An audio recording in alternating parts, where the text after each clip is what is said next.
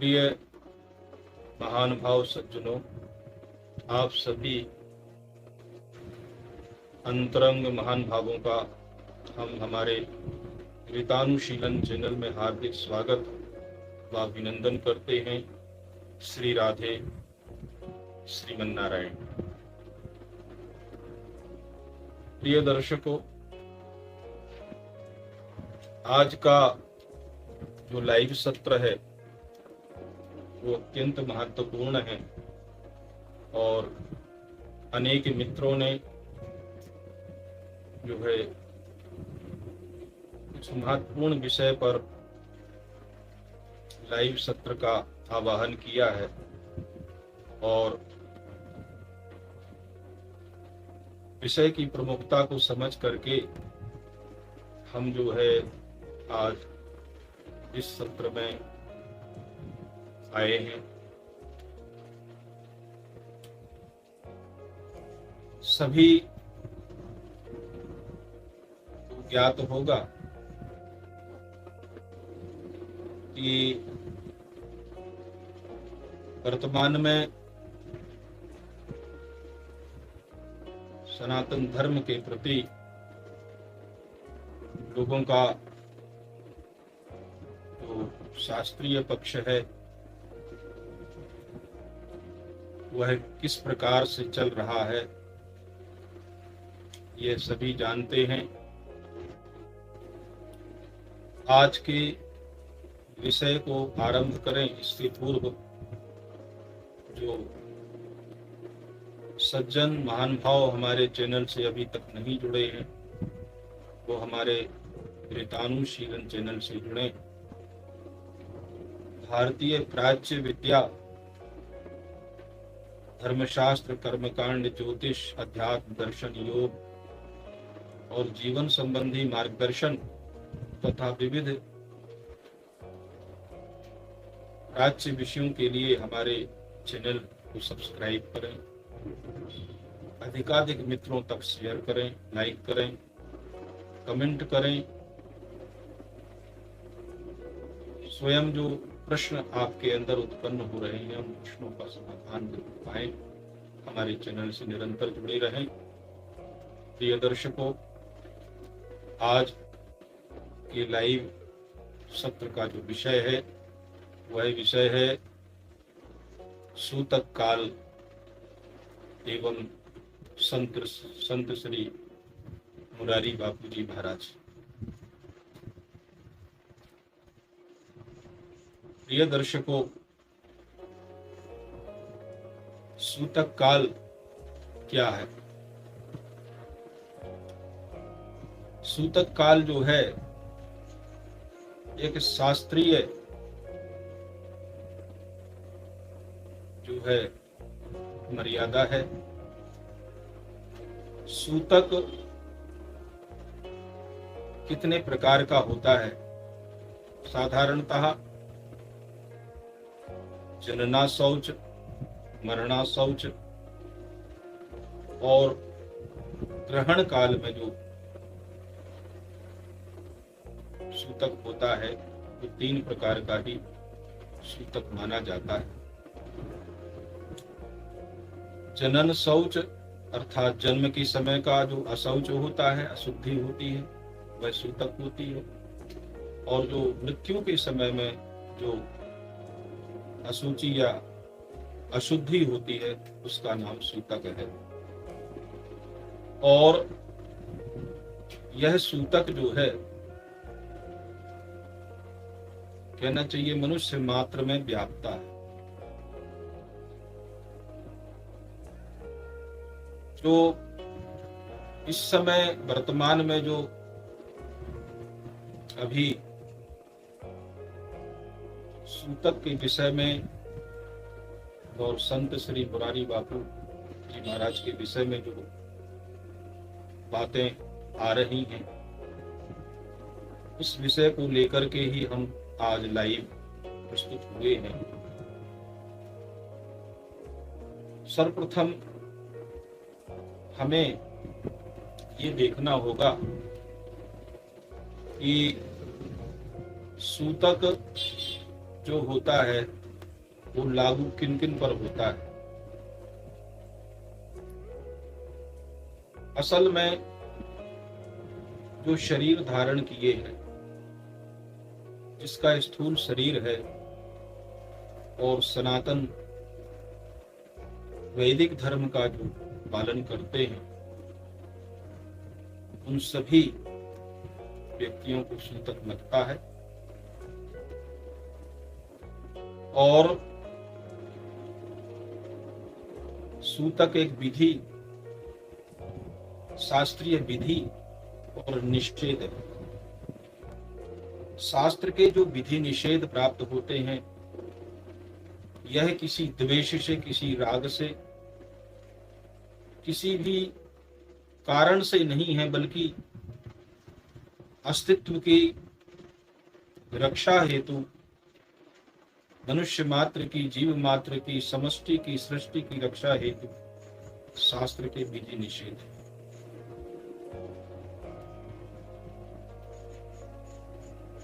देखा गया है कि बहुत प्रसिद्ध महान कथावाचक हमारे संत श्री मुरारी बापू जी महाराज की पत्नी का निधन हुआ है, और देखने में आया कि बापूजी विश्वनाथ मंदिर का जो है उन्होंने दर्शन किया, दर्शन पूजन किया, और बाद में राम कथा का वाचन काशी में चल रहा है। असल में सूतक काल में जिन चीजों का निषेध है, उनमें मूर्ति का स्पर्श, माला का स्पर्श साफ तौर पे निषेध है कि मूर्ति का स्पर्श न किया जाए, माला का स्पर्श न किया जाए। जब घर में रहने वाले देवी देवताओं का पूजन हम सनातन धर्मी नहीं कर सकते, तो मंदिर के देवी देवता का स्पर्श कैसे हो सकता है। सदग्रंथों का भी हम स्पर्श नहीं कर सकते सूतक काल में। व्यक्ति की मृत्यु होती है, मृत्यु के समय देहावसान से लेकर के और 10 गात्र तक का सूतक होता है। उसके बाद एकादशा है, द्वादशा है। द्वादशा में सपिंडी अगर कर दिया गया तो सपिंडी करने के बाद त्रयोदशा है सूतक पुनर्ग्रहण समाप्त होता है। जिनके यहाँ 1 वर्ष तक सपिंडी श्राद्ध नहीं किया जाता, उनके यहाँ 1 वर्ष पर्यंत तक जो है सूक्ष्म सूतक रहता है। तो सूतक काल में कोई धार्मिक कृत्य भी नहीं किए जाते, संस्कार भी वर्जित होता है। और श्रीमद् भगवत गीता में आता है, तस्मात् शास्त्रम प्रमाणम च कार्याकार्य व्यवस्था। कार्य और आकार्य की व्यवस्था में शास्त्र ही प्रमाण है। और आगे कहा कि यह शास्त्र विधिम उत्सृज्य वर्तते कामकारता न सिद्धिम अवाप्नोति न सुखम न परांगति। जो शास्त्र विधि का त्याग करके और मनमाना अपने मन से बनाए हुए नियम या मन के हिसाब से जो कार्य करता है, उसको न सिद्धि प्राप्त होती है, न सुख प्राप्त होता है, और न परम गति प्राप्त होती है, अर्थात कुछ मिलता ही नहीं। इसलिए अच्छा, अब ये प्रश्न ये है कि शास्त्र को हम प्रमाण क्यों माने? क्या जरूरत है शास्त्र को प्रमाण मानने की? बहुत अच्छा शौनक जी ने इस विषय में कहा है। चरण व्यूह नाम के ग्रंथ में आता है, प्रत्यक्षेणानुमित्याव्यायस्तु पायो न विदते एतम विदन्ति वेदेन तस्मात् वेदस्व। कि जो वेद है या शास्त्र है, वेद शास्त्र हमको वह विषय का ज्ञान कराते हैं जो हमारी एकादश इंद्रियों से विषय ग्राह्य नहीं होता। एकादश इंद्रियों से जो विषय ग्राह्य नहीं है, मन बुद्धि से जो विषय ग्राह्य नहीं हो पाता, इतना सूक्ष्मतर विषय, सूक्ष्मतम विषय होता है वो, ये स्थूल इंद्रियां और मन बुद्धि आदि अंतःकरण आदि ग्रहण नहीं कर पाता। इसी विषय को ही शास्त्र बताता है, क्योंकि ऋषियों का जो अनुसंधान है, जो वेद वाणी है, भगवान का विग्रह है साक्षात, वेदो नारायण साक्षात, वेद भगवान का साक्षात विग्रह है।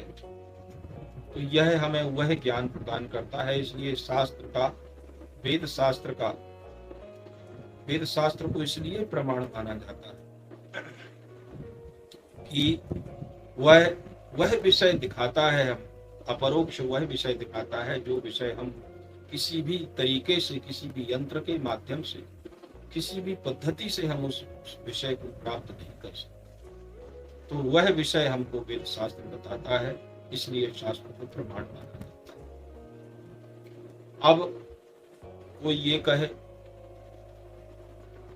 जैसे बापूजी कहते हैं कि ये हम पर जो है हमारे यहाँ सूतक हमको नहीं लगता। बाद में फिर सुना गया कि बापूजी ने ये कहा कि हम निम्बार्क संप्रदाय से हैं, उन निम्बार्कों को सूतक नहीं लगता। तो निम्बार्क जो संप्रदाय है, मैं आपसे इस विषय में बात करना चाहता हूँ कि निम्बार्क संप्रदाय विशुद्ध वैदिक संप्रदाय है। षण्मताचार्यों में से निम्बार्क संप्रदाय है। निम्बार्क संप्रदाय या वैदिक तो जितने भी संप्रदाय हैं, सारे वैदिक सनातन संप्रदायों में जो वैदिक सिद्धांत है वही कार्य करता है। तो मुझे जहां तक ये पता है कि किसी भी वैदिक संप्रदाय में सूतक का निषेध नहीं, सूतक सभी जगह माननीय है। और अशुद्धि का जो है निराकरण या अशुद्धि का त्याग जो है शास्त्रीय विधि से, जिस ढंग से शास्त्र हमको बताता है उस ढंग से ही उसका, क्योंकि शुद्धि का अर्थ ये नहीं है कि हमने घर को स्वच्छ कर लिया, कपड़े धो लिए तो शुद्धि होगी। यहाँ पर काल, ये जो सूतक है ये काल व्यापनी यहाँ शुद्धि होती है। इसमें काल अशुद्धि होती है। काल अशुद्धि कैसे? उतने दिन तक आप चाहे कितना भी पवित्र हो जाए, कितने भी शुद्ध हो जाए, मगर यहाँ जब तक उतने दिन हो नहीं जाएंगे तब तक शुद्धि नहीं होगी। तो अब रही बात, कोई भी ऐसा वैदिक सनातन संप्रदाय या नहीं है कि जिसमें सूतक का निषेध किया गया हो। अब एक दूसरी बात और आती है सज्जनों कि ये हम विशेष करके हमारे माननीय प्रसिद्ध संत श्री मुरारी बापू के विषय में ही क्यों ये बात कह रहे हैं, क्योंकि बात ये है कि संत मुरारी बापू जी बहुत बड़े कथाकार हैं। भारत के विश्व के बहुत बड़े कथाकार हैं। और श्रीमद् भगवत गीता में स्पष्ट उल्लेख है, यदद्य आचरति श्रेष्ठस लोकस्तदनुवर्तते। आपकी इस कार्य से भगवान विश्वनाथ जी का पूजन और सूतक के समय में ही कथा का वाचन, आपके इस कार्य से कितने लोग दिग्भ्रमित होंगे, क्योंकि लोग श्रेष्ठ के आचरण को ही देखते हैं, उसी का अनुकरण करते हैं। तो भगवत गीता में आता है, भगवान ये कहते हैं कि भगवान का स्वयं का कोई कर्म शेष नहीं है, ना कोई उनका कर्तव्य है। भगवान का कोई कर्तव्य नहीं है। क्या कर्तव्य है? भगवान का कोई कर्तव्य नहीं है। महापुरुषों का भी कोई कर्तव्य नहीं है, कोई शेष नहीं है कि कुछ काम कुछ चाहिए, कुछ कामना है या कुछ पाना है, कुछ शेष नहीं रहता, फिर भी ये कर्म करते। महापुरुष या भगवान अपने फिर भी ये कर्म इसलिए करते हैं ताकि जो लोक है, लोक के लोग देख करके जो है गलत भ्रमित ना हो जाएं और देख करके ही जो उनके वर्ण आश्रम का कर्म है वो करें। अब एक बात और आती है कि क्या इनलाइटेड व्यक्ति जो कि आत्मज्ञान या ब्रह्मता को उपलब्ध हो गया है, क्या ब्रह्मता को उपलब्ध है या जिसको आत्मज्ञान हो गया है, भगवत प्राप्ति हो चुकी है, ऐसे व्यक्ति को ये विधि निषेध लागू होते हैं क्या शास्त्र में? तो बहुत सरल ढंग से इस बात को प्रस्तुत कर रहे हैं कि देखिए, हमारे जो वेदांत शास्त्र है, वेदांत में 3 प्रकार की सत्ता है। पारमार्थिक सत्ता, पारमार्थिक सत्ता अर्थात जिसमें कॉन्शियसनेस लेवल पर पूरी समष्टि सब गोविंद है, सब गोविंद है। जब हम ये कहते हैं सब गोविंद है, सब गोविंद है, सब, तो समष्टि गोविंद के स्वरूप में है, उसमें सब कुछ गोविंद है। तो उस धरातल पर जहां वदन्ति तत्तत्व विदंस्तत्वम यज्ञानमद्वयम् ब्रह्मेति परमात्मेति भगवानेति शक्ति, जहां ब्रह्म की बात है, ब्रह्मता की बात है, तो शुद्ध ब्रह्म तत्व में कोई विधि निषेध नहीं। जो शुद्ध ब्रह्म तत्व है वहां कोई विधि निषेध नहीं। और ब्रह्मता को उपलब्ध व्यक्ति भी जो है उस ब्रह्मता की स्थिति में उसका कोई विधि निषेध नहीं। लेकिन जो ब्रह्मता को उपलब्ध है वह शरीर तो धारण करता होगा, व्यवहारिक स्थिति में तो आएगा। तो दूसरी जो सत्ता है प्रातिभाषिक सत्ता है, प्रातिभाषिक सत्ता में कोई स्वप्न शरीर ही धारण लेता है, स्वप्न शरीर धारण करता है, तो उसका भी विधि निषेध हो गया। फिर स्थूल शरीर धारण करता है, तो स्थूल शरीर धारण करता है तो वहां जो है वहां भी विधि निषेध होगा। शरीर धारण करने वाला जो भी व्यक्ति है, जो शरीर धारण करता है, व्यवहारिक अवस्था में जब आएगा तो उसको विधि निषेध का पालन करना पड़ेगा।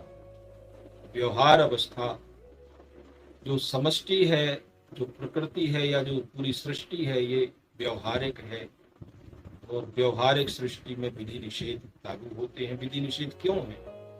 विधि निषेध जो है सृष्टि के सिद्धांत का पोषण करते हैं। सृष्टि जिन सिद्धांतों से निर्मित है, जो सृष्टि जिन सिद्धांतों पर चलती है, चल रही है, उन सिद्धांतों, वो सिद्धांत जो है वो शास्त्र के विधि निषेध है। और जो है भगवान को या महापुरुष को जो उस अवस्था को प्राप्त है उसको कोई आवश्यकता नहीं। लेकिन जब व्यवहारिक अवस्था में भगवान भी आते हैं, राम कृष्ण आते हैं, व्यवहारिक स्थिति में अवतार धारण करते हैं, जन्म लेते हैं, उस अवस्था में वो भी विधि निषेध का पालन, क्योंकि विधि निषेध से ही अस्तित्व है। अच्छा, अब कोई कहेगा विधि निषेध से अस्तित्व जो है वो ब्रह्मता परम सत्ता से तो है, लेकिन उस परम सत्ता का जब माया के द्वारा संयोग होता, प्रकृति पुरुष का मिलन होता और ये सृष्टि निर्मित होती है, तो सृष्टि व्यवहारिक स्थिति में शास्त्र के विधि निषेध लागू। तो निश्चित रूप से जो महापुरुष है या ब्रह्मज्ञानी है, इनलाइटेड व्यक्ति है, इनलाइटेड व्यक्ति भी जब व्यवहारिक अवस्था में आएगा, शरीर में आएगा, तो उसको पानी पीना पड़ेगा, भोजन करना पड़ेगा, तो विधि निषेध उसको लागू निश्चित रूप से। इसलिए प्रिय सज्जनों, कोई ऐसा व्यक्ति नहीं है। अब कोई कहे कि सन्यास ले लिया तो सन्यास में विधि निषेध नहीं होगा। सन्यास का अपना विधि निषेध है। सन्यासी अग्नि को स्पर्श नहीं, अग्नि सेवन नहीं कर सकते, भोजन सिद्ध नहीं कर सकते, उनके भोजन के लिए कोई दूसरा भोजन बनाएगा तब हो पाएंगे। सबके विधि निषेध, ब्रह्मचारियों के अपने विधि निषेध, गृहस्थों के अपने, और जो है वानप्रस्थियों के अपने। तो चाहे किसी भी वर्ण का हो, किसी भी आश्रम का हो, उसको शास्त्र के बताए हुए विधि और निषेधों पर चलना होता है। और भेद से ही, भेद रूपी विधि निषेध से ही अभेद परमात्मा तक पहुंचा जा सकता है। और भेद रूपी विधि निषेध का अगर पालन न किया गया तो अभेद परमात्मा तक पहुंचना कठिन होता, पहुंचा नहीं जा सकता। तो जो है प्रस्तुत जो कार्य हो रहा है, ये शास्त्र की मर्यादा का ध्यान रखना चाहिए।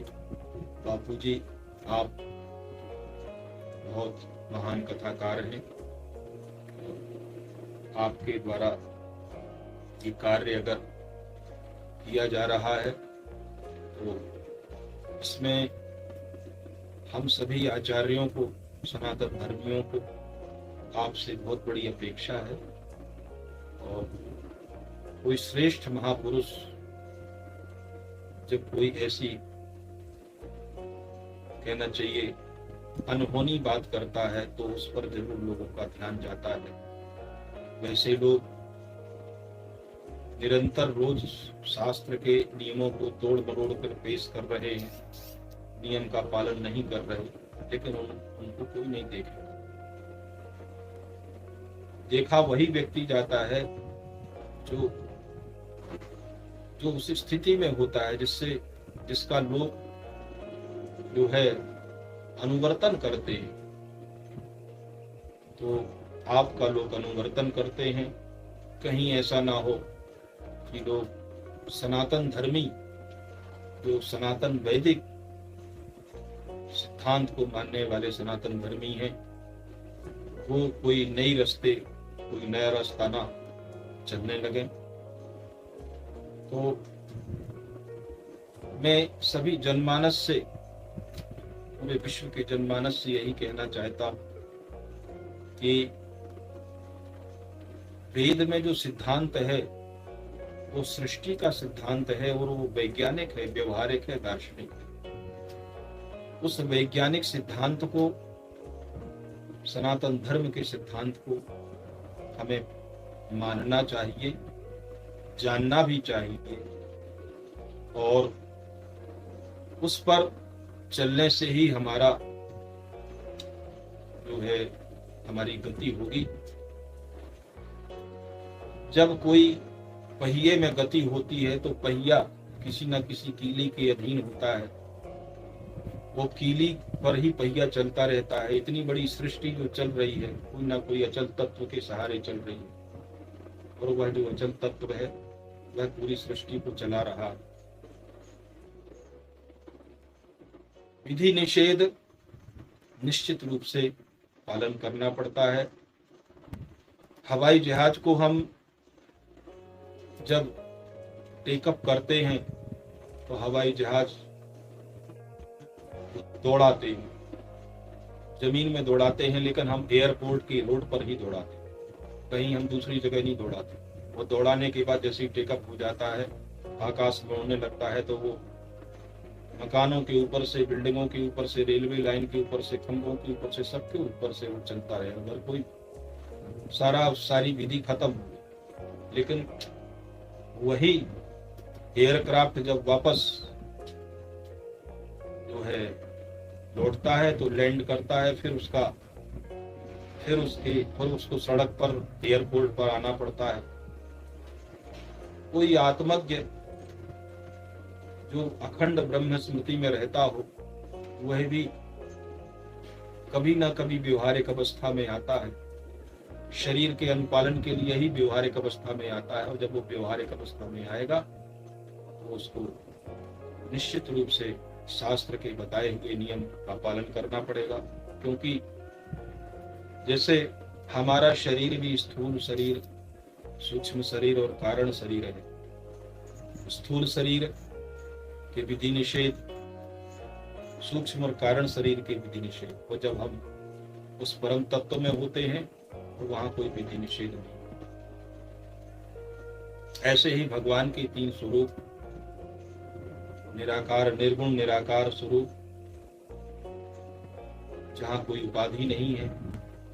फिर सगुण निराकार स्वरूप, जहां उपाधि शुरू हो गई, और फिर सगुण साकार स्वरूप, जो उपाधि स्वरूप है। तो सर्वत्र जो है नियम पृथक पृथक है। निश्चित रूप से हमें हमारी कितनी भी ऊंचाई है, लेकिन हमें आधार पर तो आना पड़ता है। अगर हम आधार पर नहीं आते तो मान सकते कि हम नियमों को न माने, लेकिन जब हमें आधार पर उतरना होता है, जिनके अंदर कोई वासना कामना नहीं है, जो मुक्त हो चुके हैं, मुक्त महापुरुष भी शरीर के पालन के लिए शरीर में आते हैं, और शरीर यात्रा के लिए कोई कार्य करते हैं तो वहां भी विधि निषेध ही होता है, उधर विधि निषेध का पालन करना होता है। तो निश्चित रूप से हमें सूतक काल में दीवार्चन, माला का स्पर्श, मूर्ति का स्पर्श, ग्रंथों का स्पर्श, पूजन पाठ ये नहीं करना चाहिए शास्त्राज्ञा के अनुसार, वेदाज्ञा के अनुसार। और जब ये संपूर्ण आपका सूतक काल समाप्त हो जाए, आप शुद्ध हो जाएं, उसके बाद आप स्थूल देवी मूर्तियों का अर्चन करें, कथा भी करें, और इतनी मर्यादा हमको रखनी चाहिए। बापूजी अचानक सबके इस विषय पर चिंतन करते करते और इस विषय को प्रस्तुत करने का भाव आया। ये सबके लिए सनातन धर्म और संपूर्ण विश्व के जनमानस के लिए ये हमने कुछ बातें प्रस्तुत की। और हम जो है समझते हैं कि बापूजी भी इन बातों को श्रवण करेंगे, इस विषय में चिंतन जरूर करेंगे। इन्हीं शब्दों के साथ अगर कोई सज्जन महान भावों के कोई प्रश्न हो, कोई जिज्ञासा हो, कुछ पूछना चाहते हैं तो कमेंट में आप पूछिए, आपको जवाब दिए जाएंगे। और सृष्टि के सनातन सिद्धांत को समझने की कोशिश करें। तो सृष्टि का सनातन सिद्धांत अगर समझ में आ गया तो ऐसा सिद्धांत विश्व में किसी के पास नहीं है कि जिसकी व्यवहारिक सत्ता, प्रातिभाषिक सत्ता और परमार्थ सत्ता, ब्रह्मता को उपलब्ध जो व्यक्ति हो जाता है उसको सब कुछ प्राप्त होता है। इन्हीं शब्दों के साथ आपसे विदा लेते हैं सज्जनों, और पुनः एक नवीन विषय के साथ आपके सामने प्रस्तुत होंगे। तब तक के लिए आज्ञा दीजिए। श्री राधे, श्रीमन नारायण।